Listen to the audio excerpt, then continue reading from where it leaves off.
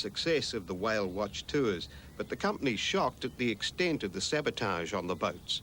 Unfortunately, there was a lot of misconception about who actually owned the, or who thought about whale watching first and what have you. And even I was a bit confused. And when Kaikoura Tours came into the picture, I think a lot of people, all they did is listen to pub talk. So a lot of people got actually the wrong idea of what was happening. They thought they were taking over Roger and Barbara's business, but I think behind the scenes, you know, originally it was Kaikoura Tours' idea. There's always a little bit of a jealousy factor when anyone appears to be doing well. I think it was in the early stages that sometimes the town, when the Marae started their business, there were some aspects in the town that had trouble with that. A lot of the staff got very angry about it. I think that you've got to put these things in perspective. You can use it, but in the end, if you let it worry you too much, then it'll defeat you. The divisions in the town eventually took their toll.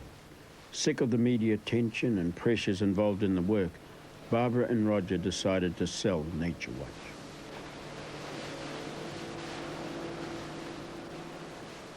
It's real important here that it doesn't get out of hand as it has in other places in the world. And whoever has the license has to be looking at that, you know, not what are these licenses worth and who can I sell them to make a lot of money, but how are we going to keep these whales protected? How are we going to make sure everything stays controlled here? It's a real responsibility to having a license. And we felt that, you know, Bill would be the person and that Whale Watch Kaikoura would be the people that would best handle that responsibility. Well, they do a lot of work behind the scenes that really no one knows about. And they're not actually a company that's just straight out for profit. They're actually employing a lot of people, which, you know, a lot of those people were out of work, and then suddenly they're thrown into a position where they have to produce something, but if they can hang in there, I think it'll be marvellous, because we're living on their hard work, all nibbling around the edges. Bill turned to the Ngaitahu Trust Board to help finance the buying of Nature Watch.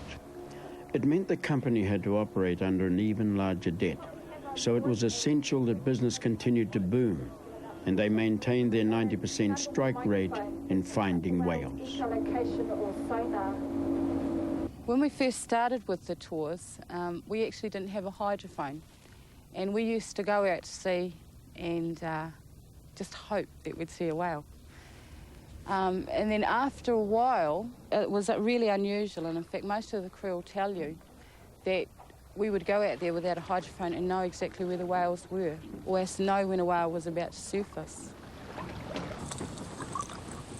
The echolocation is the navigation system of a sperm whale, and it's just a rhythmic clicking sound, just like a clock. And then when the whale is about to surface, he sends off what we call surface clicks, which is just a slightly different sound. It's that way.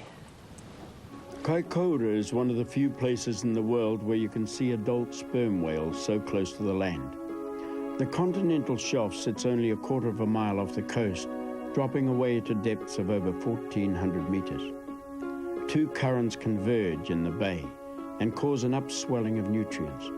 This creates plankton, which is fed on by small fish. They in turn are fed on by larger fish. These fish provide the diet for the whale and other marine mammals.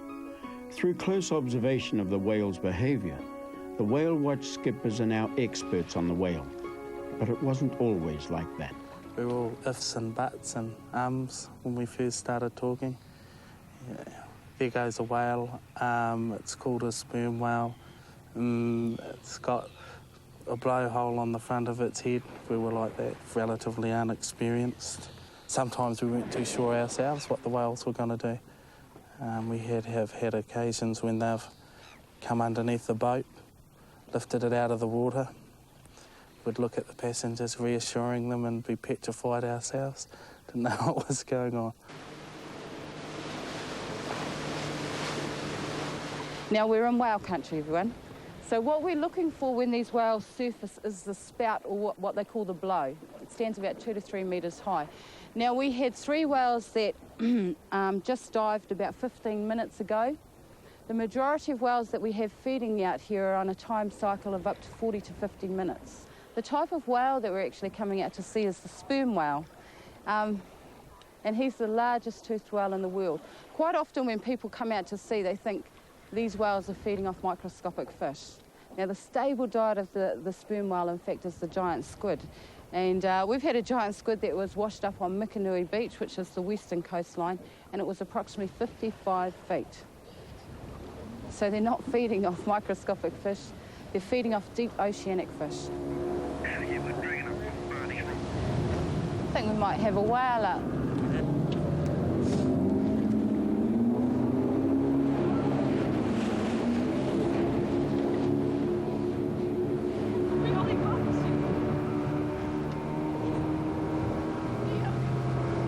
You look at the shape of the blow to tell you what type of whale it is. Just note the shape of the blow, how it angles forward. That, in fact, is the true characteristic of the sperm whale. Okay, he's taking a breath. Right, he's got a single blowhole that sits on the left side of his head. If we were on the other side, we'd see it quite clearly.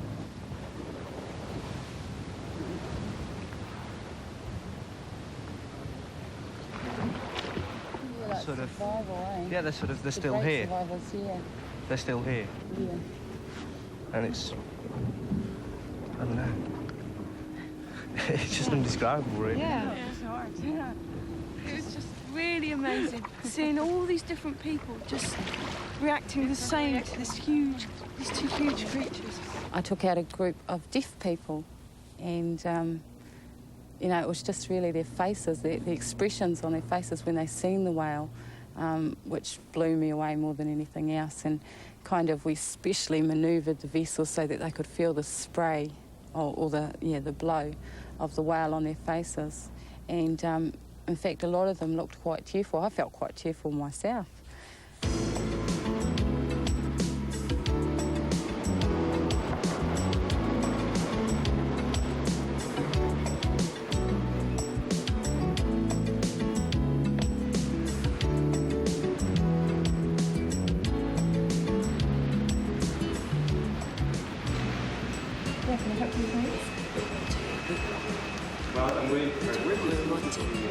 Okay, it's cancelled all day today.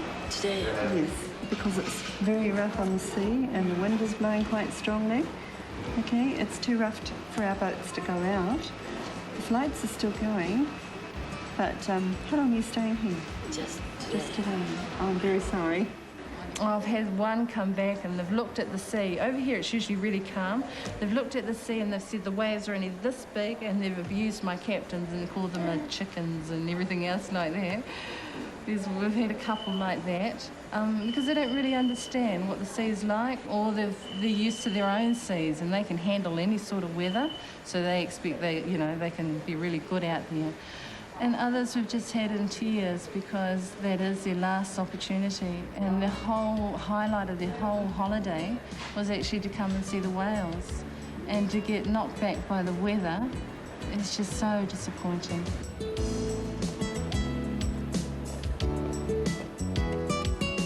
What's been disappointing for the tourists has been a major boon for the town.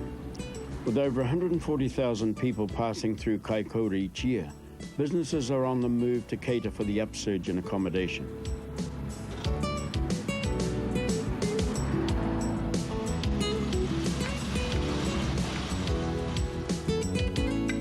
The White Morph development is an example of the optimism seen in the area. It is the first hotel to cater for the upmarket tourists.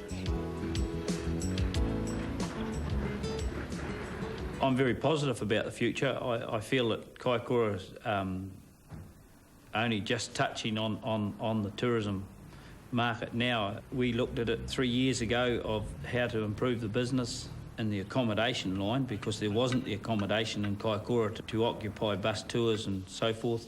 We sort of just started it as a small way, but it sort of developed with the demand in tourism.